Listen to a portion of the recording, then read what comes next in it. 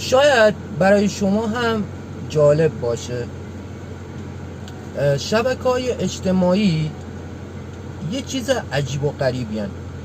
نه دست دارن، نه پا دارن، نه صدا دارن، ولی شما رو هیپنوتیزم خواهند کرد.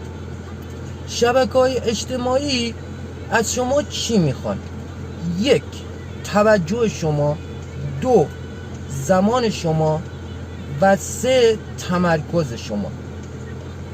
زمانی که شما از ارزش‌های واقعی خودمون به دور میشید، اونجاست که تو شبکه‌های اجتماعی تبدیل میشید به یه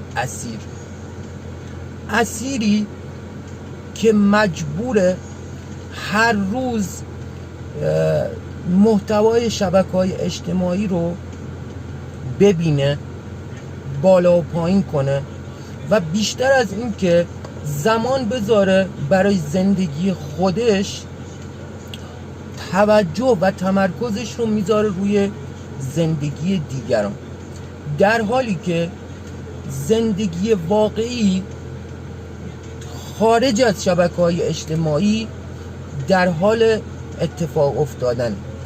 شبکه‌های اجتماعی به ابزارهای بدی نیستن، زمانی ابزارهای خوبی میتونن باشن که ما بتونیم از اونا 1. برای رشد شخصیمون استفاده کنیم، 2. برای دیده شدن خودمون استفاده کنیم و 3. برای توسعه کسب و کارهای خودمون ازش استفاده کنیم.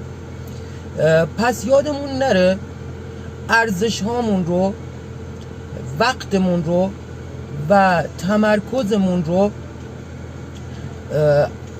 نذاریم برای شبکه‌های اجتماعی، برای الگوریتم های اونها، نذاریم ما رو تبدیل کنن به یه مصرف کننده بی پایان محتوای شبکه‌های خودشون. خوش اقبال باشید.